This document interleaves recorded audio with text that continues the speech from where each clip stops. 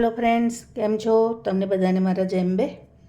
તો આજે હું બનાવું છું મલ્ટીગ્રેન મેગી, જે અમારે ત્યાં આવી મળે છે.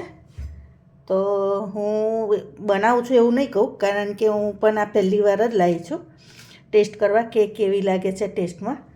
તો ચાલો હું એને મારી સ્ટાઈલથી બનાવું. તો પહેલાં આપણે કઢાઈયું લઈ લઈએ. તો હવે એમાં આપણે થોડુંક તેલ એડ કરી દઈશું.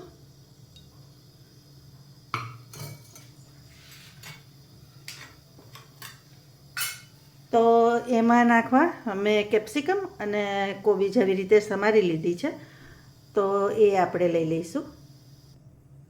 તો હવે તેલ થઈ ગયું છે, તો આ કોબીજ અને કેપ્સિકમને એડ કરી દઈશ.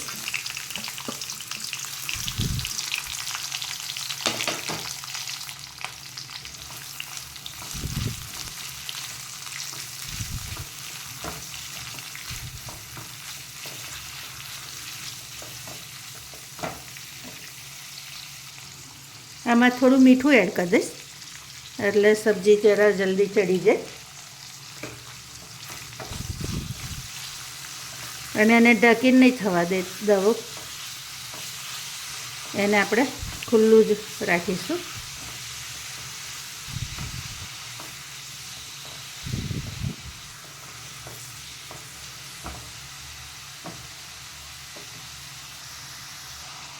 હવે એમાં થોડું મરચું એડ કરી દઈશ.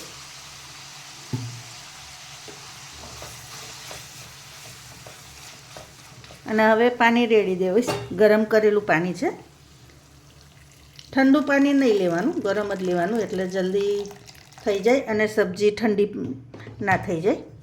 હવે આ મેગીના બધા ટુકડા એડ કરી દઈશ અંદર.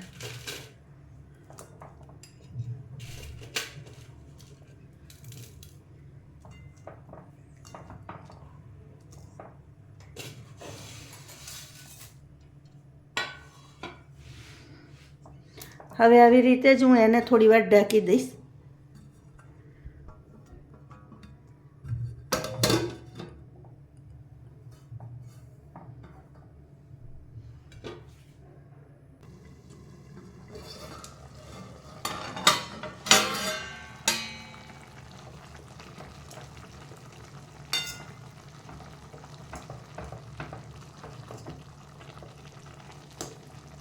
આવી રીતે એને આપણે બધું ભેગું કરી લેવાનું.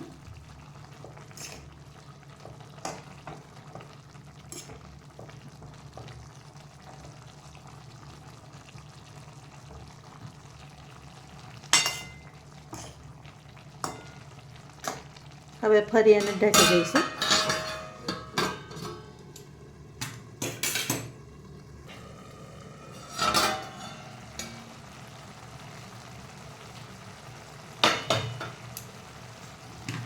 હવે આમાં હું થોડુંક મરચું ફરી એડ કરી દઈશ. કલરવાળું છે, બહુ તીખું નહીં. થોડોક કલર આવે તો જરા ખાવાની હોય મજા આવે એટલે. અને આની જોડે મસાલો આવે તો એ આપણે એડ કરી દઈશું. તો આવી રીતે કાચની બોટલમાં મસાલો આવ્યો તો એ પણ હું એડ કરી દઈશ.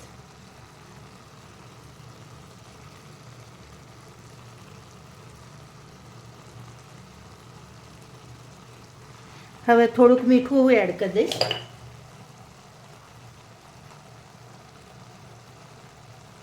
મીઠું તમે તમારા ટેસ્ટ પ્રમાણે થોડુંક વધઘટ કરી શકો.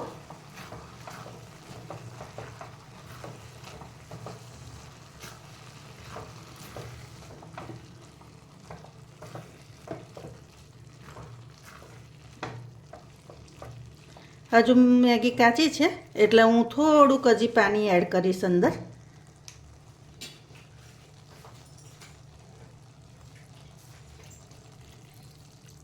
અને હવે એને ઢાંક્યા વગર ખુલ્લી જ થવા દઈશ.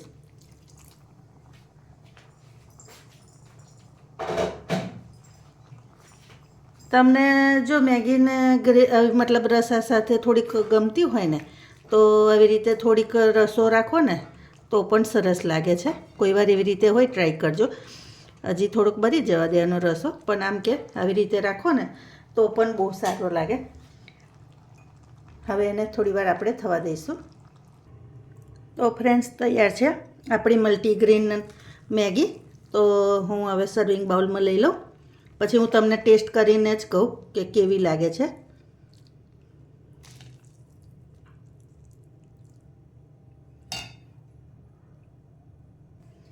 તો દેખાવમાં તો સરસ દેખાય છે. હવે હું ટેસ્ટ કરીને તમને કહું કેવી લાગે છે. તો ફ્રેન્ડ્સ, ખરેખર એનો ટેસ્ટ ખૂબ સરસ છે. તમારે ત્યાં મળતી હોય ને, તમે પણ એકવાર લાવીને આવી રીતે બનાવીને ટેસ્ટ કરી જોજો. ખરેખર બહુ સરસ લાગે છે.